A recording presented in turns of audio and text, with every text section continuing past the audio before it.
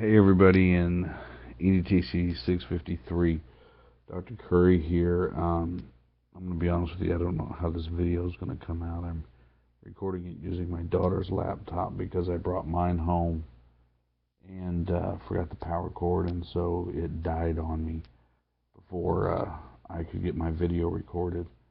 I want to talk to you a little bit about week 3 and what we've got going on there. Basically, what we've done is we've started looking at some more parts of needs assessment. Particularly this week, we're talking about task analysis. Task analysis is pretty straightforward with any needs assessment. Somewhere in there, there's the overall task that you're trying to get accomplished, and in the task analysis, what you're going to do is you're going to break that task down from the overall task to any subordinate tasks. And then from the subordinate tasks down to further subordinate tasks, all the way down to where you get to a known skill. So in other words, at some point in time, you're going to assume that they have knowledge, that you don't have to break it down for them anymore. I mean, you could get crazy if you wanted to and break any task down to the person has to breathe, their heart has to beat, all those kind of crazy things. So you have to get to a point where you assume knowledge. So you're going to take whatever your topic is that you have chosen for your needs assessment, and you're going to pick what your task is in there, and you're going to break it down into a task analysis. And you're going to break it down to what are the particular parts. Make sure you've got the overarching task. Make sure you identify all subordinate tasks, all the way down to what the known skills are. And I think you'll see what I mean when you look at that. There's a lot of different formats for it. You can look online to see different formats. Some people do it in outline format. Some people will do it in tree format. I don't particularly care as long as everything's there. I have created this week, those of you who've had me before know a lot of times I link to SlideShare in different people's presentations. I actually this week created my own presentations, which is not something that I normally do. But I've got a SlideShare there, one on job and task analysis, and another one on all the different evaluation approaches. This week we start talking about different approaches to program evaluation. Now, I'm going to be honest with you. This book right here is the definitive book on program evaluation. And I took my program evaluation course right here from Blaine Worthen. He is the one that I took my course from. I feel very fortunate that I was able to take the course from him, and I'm actually modeling some of the stuff we're going to do a little bit later in this course on something that Dr. Worthen did in class with us. But this week we started covering some of the different types of evaluation approaches, because just like in everything else, you can choose a different model to follow. We cover expertise-oriented evaluation approaches, which are the most common. That's because somebody has an expertise in an area, you have them run an evaluation. And there's more to it than that, but that's the basic gist of it. Someone's an expertise in the area, so you bring them in to do an evaluation. There's that. There's the consumer-oriented evaluation approach, which is really when you're doing more of a product type evaluation, and you're doing it with the consumer in mind, and generally the evaluators don't know who's going to be reading the evaluation, so they're doing an overall blind evaluation just on the product. Then we get into program-oriented evaluation models, specifically objectives-oriented evaluation models. And that's an objectives-oriented evaluation is when you're given the objectives. This is what the program's objectives are, to do this, A, B, C, and D. And then you evaluate to see if A, B, C, and D are met. Now, there's different approaches and how to do that in the PowerPoint, the presentation that I've got posted up.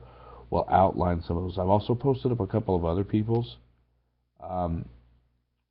PowerPoints that they did on that go into more detail, uh, the chapters, the stuff from this book. You can check this book out if you want or get it. I'm not going to require it from you. It's something ridiculous, like $170, and I can't justify that. I'm not going to make you buy that. But I posted up some other people's presentations over the same chapters. But at any rate, there's different oriented evaluation approaches. They all kind of do the same thing. They take kind of different routes to it. But I remember when I took the class, the one that I was most fascinated with was an objectives-oriented evaluation approach, and that was the goals-free evaluation. Excuse me. It's late at night again, and I've been running today, and I don't know if you've noticed, but I'm wearing my new glasses. So, the goals-free evaluation was fascinating to me when I took the class. I can still remember what room. For some reason, the semester I took that class, we had to move. We were in like 4 or 5 different rooms over the course of the semester, but I can still see the room we were in when Dr. Worthen explained to us goals-free evaluation. And I thought, wow, that's a cool approach, because what you do in goals-free evaluation is the evaluator goes in, doesn't really talk to management or staff, and they look at just the outcomes. They look at what's happening, what's happening at the end of the program, and then they work backwards. So they don't want to know what the program goals are. They don't want to know what it is that the program's trying to do. Rather, they're focused on what are the results, and then they back it up from there and assume from the results, well, this must be what the goals are because of the or the objectives, because here these are the outcomes. And I was fascinated by it, number one, because man, that's crazy. At least it seems like it, to go into a situation where you're going to do an evaluation blind like that. But also, it's pretty cool because you actually end up identifying unintended things, and it's a way to get data that you couldn't plan for otherwise. So this week, what you're going to do is you're going to take the stuff that you're doing for your needs analysis, and you're going to your topic, and you're going to write a task analysis for that, like I said. But then you're also going to write up 2 evaluation plans. Now, for your individual products or individual projects, what we're going to do really, it's going to be a lot like when you took 682, and we're going to try to apply. Some of you haven't taken it, or some of you took it when I didn't do it this way, but I try to have you apply different instructional design models to the same situation to see how different they are. Well, we're going to do kind of the same thing with these different models in the individual project.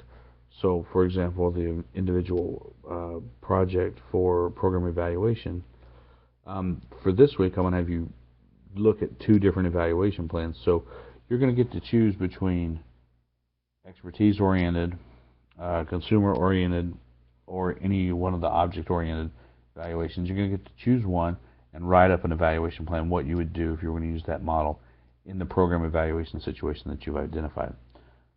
And then you're going to do a second one, and I'm going to require you to do a goals-free evaluation. How would you conduct a goals-free evaluation of that program? So you're going to do 2 evaluation plans and the task analysis. I've got drop boxes and discussion boards for both. Make sure when you go use the Dropbox for the evaluation plans, attach both evaluation plans at once, because I only give you one attempt at the Dropbox, and you need to have them both attached to be able to get it turned in on time. At any rate, there's some reading that'll go over task analysis a little bit more. I didn't put up any reading for the evaluation approaches because there's so many different things online about them. But if you want to read into any one of them any more specifically, a quick internet search will yield you more information than you want. And I'm available to help you find others if you want. But there was just so much, it was just impossible to link to everything. But let me know if you have any questions, and I look forward to seeing what you come up with. I'll see you guys online. Bye.